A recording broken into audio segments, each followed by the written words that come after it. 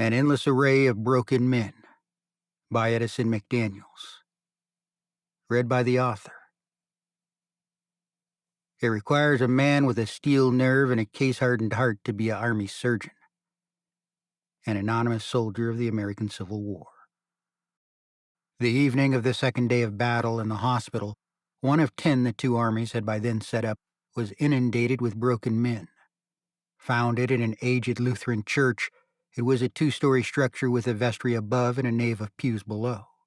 The place was 2 miles distant from the good ground where good men were falling like so many cattle to the slaughter.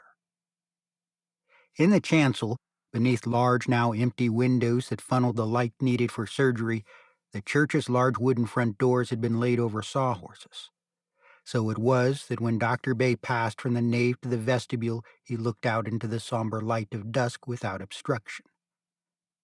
A 3-foot-high stone wall enclosed an area of perhaps 1,000 feet square. A thin, smoky veil had drifted across from the distant battlefield and hung everywhere over the churchyard. It seemed to cast a pall of immeasurable suffering over the place. Bay supposed hundreds of men crowded the yard, though by his reckoning not a one among them was whole.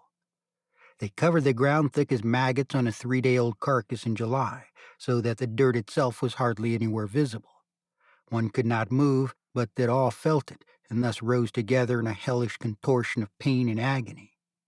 Everywhere men moaned, shouting for water or delivering prayers to a God that had already forsaken them.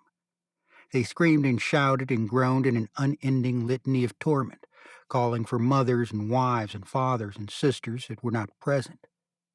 The predominant color was blue, though nauseations of red intruded big and little throughout. Men lay half naked, piled atop one another in pitiful scenes of support. Bloodied heads rested on shoulders and laps, broken feet upon arms, torn guts held in by tired hands. One boy's head was wrapped in a dirty undershirt, another in the rag of a woman's yellow dress. A boy clad in Confederate gray, the only rebel among them as far as Bay could tell, lay quietly in one corner, his arm rigid before him with a finger extended to the heavens. His face was a singular portrait of contentment among the misery. The white of 2 or 3 score broken bones, dirtied with the passing of hours since injury, jetted through ripped skin.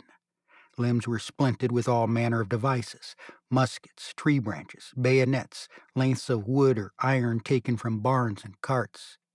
One individual had bone splinted with bone. Someone had lashed the dried femur of a horse or some other long-dead animal to his busted shin. Arms and legs, swollen and blue, dotted the landscape with men seemingly attached only as an afterthought. Bay looked with astonishment at the writhings of a man's gut, thought it worm-like in its workings, understood it to be a fatal wound. Another man lay blind to all of this, his eyes ghoulishly subtracted by a mini-ball that had inflated him, passing from one side of his face through to the other.